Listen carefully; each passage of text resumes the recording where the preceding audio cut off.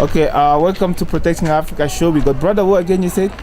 Your name is? Brother Stanley. Stanley. We got brother Stanley. Yes. So the question is, verbal racism we face from pink Europeans without us generally fighting back is caused by the fact that we speak their languages and they do not speak our languages, which give them the impression we are inferior to them and they can do to us as they please.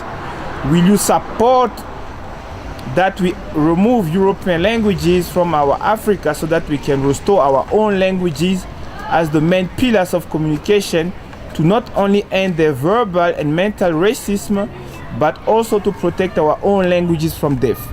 Will you support that initiative? Okay, for me, what I have to say, it's not good to chase them away because of their languages, ne?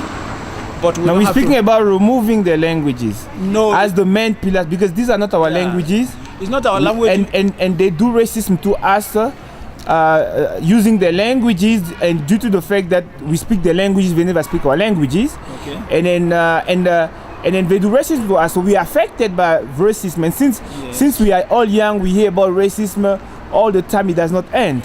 You know, it's also racist when we have their names, we don't have our names. It's also racist when they make us feel like we're inferior. Yeah. Because today, most Africans feel inferior. You also find some Africans that are feeling ashamed of their own languages or their own skin color, or their own hair, like our women now. Yeah. And that's racism. That means the racism is at a level where it has reduced us to a level where we feel low, like we are even subhuman generally. So that's a very big racism. It's a satanic racism, because they now reduce us to feel like lower human beings. Now, that is the language that allowed them to get those informations into our brains. And then the fact that they don't speak our languages and we have their names, it's a whole set of tools of mental terrorism and racism they use against us.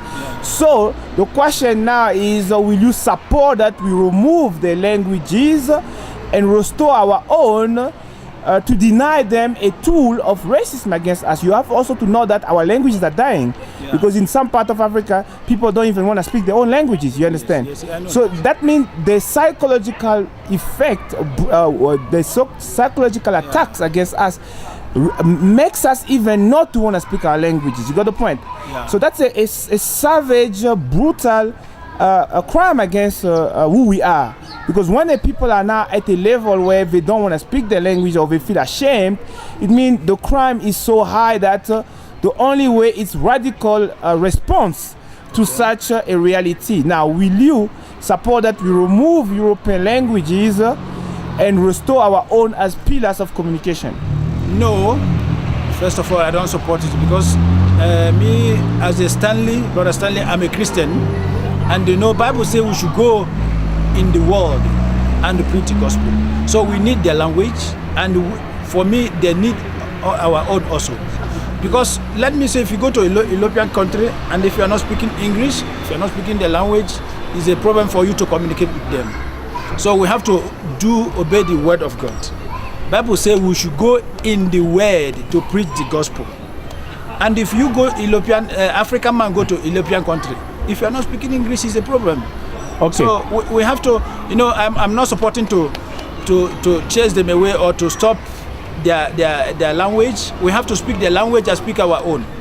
Now, I told you about a set of racist crime they do against us, which we all know is a reality, right? Yes. Now, and that is linked to the fact that we speak their languages, which allow them to convey those information to our brains, because that's mental trauma, you understand? Yes. So you have no problem having us stay in those conditions just so that you speak the languages. So will you say we can stay, because if we keep the languages, we will always be in those conditions, you understand? Okay. So will you say we're gonna keep the languages and stay in those conditions of feeling like subhuman, or will you say we remove the languages to protect ourselves from that kind of mental trauma, abuse, and terrorism? Because that's terror, what the fakers feel. So what will you choose? You choose the language, or you choose protecting ourselves? You choose the language and you keep us slaves and feeling low, or do you remove the languages which are also killing our languages, and you protect us from having all that kind of inhuman feeling? Because remember, your mind is who you are.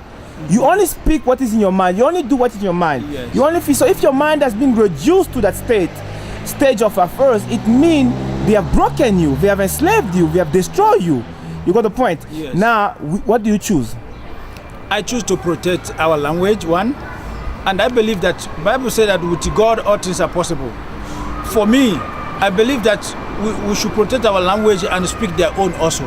That means if we speak the language, it means we're gonna remain under this mental state of affairs where we feel low. Why I said, because this is if you watch what is happening in the world now, this is the end time.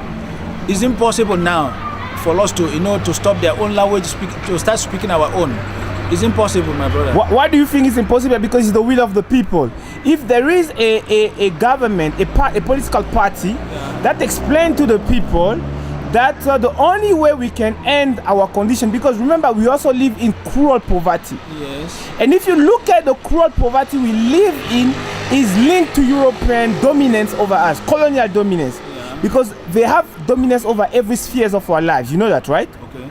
You know that? You know they have dominance over every sphere of our lives. Yes, I know that. And that dominance is illegal, because dominance means they are depriving us of our interest, legitimate interest. Okay. They're depriving us of our legitimate right. It means if they have dominance over us, they are committing a crime, because that dominance is stripping us of so much. That's why we poor. You understand? Now, we also, if you look, the economy, our economy is in the hands. Our natural resources is in the hands. Our entire lives is in the hands. So a people in those conditions cannot progress. You got the point? Yeah. And we can only progress if we end the dominance. You understand? Yes. So the only way to end the dominance, which is built on the languages, is to remove the languages. Because if you go to Europe, the only country that speaks English is the UK. UK. As main language of communication, because the French speak French, the Portuguese speak Portuguese, the Spanish speak Spanish, the Russian speak Russian, the Ukrainian speak Ukraine, the Serb speak Serb. Everybody in Europe stick to his own languages. Their own languages. So how can it be so-called universal or international or preaching the word of God, but in Europe it's only the UK that speaks it? That language has only value where they have oppressed.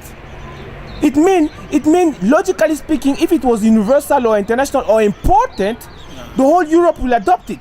Why only where we have committed crime? And if you look at in Africa, there are parts that speak French, there are large part that speak French, part that speak Portuguese, and large part that speak English. So if it's really universal, why is it not spoken everywhere in Africa?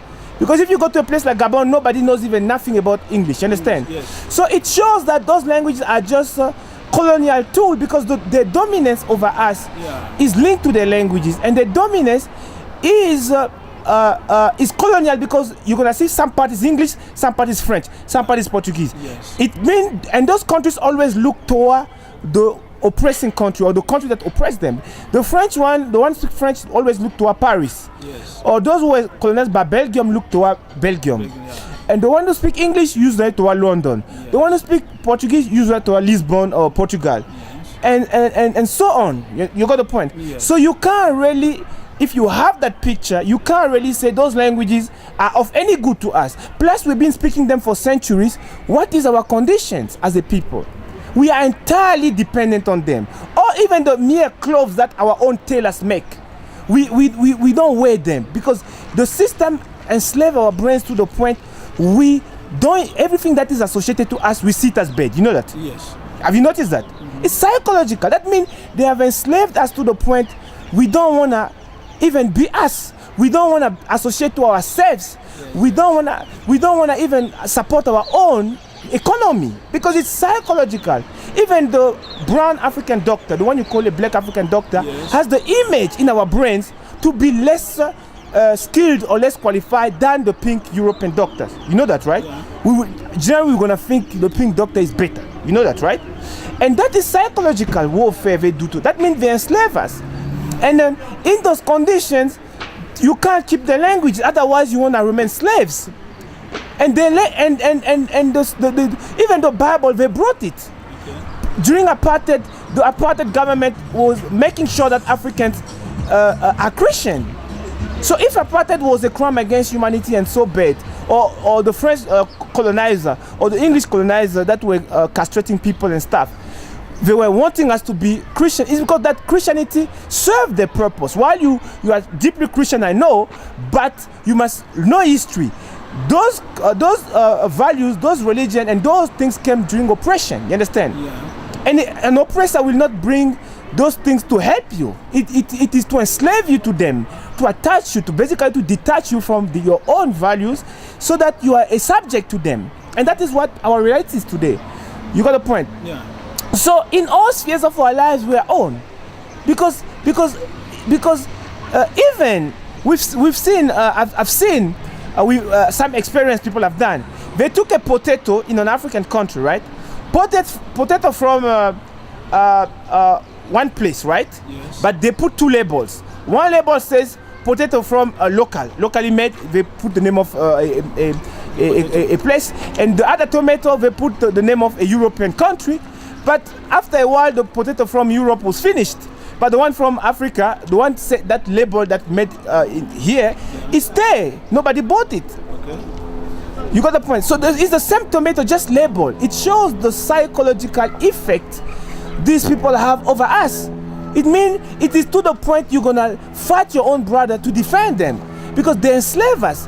And you can also see that by the fact that almost everything we learn is supplied by them. You got the point? Yes. At school and in the media, in the TV. You got the point? So do you still wanna say you're gonna keep the languages, or you're gonna try to protect us? What you think?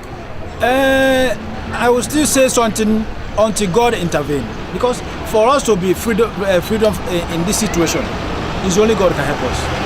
Because first of all, they are the one who colonized all the whole Africa. You know that. So that's why the first time they step in to colonize the whole Africa, they start giving us their language for us to communicate with them. You see, that is how the problem get in. So now, remember the time what happened in Bible, the time children of Israel, they're slave like what you are telling me now. They try to help themselves, they can't do it. They try to stop all this, they can't do it until God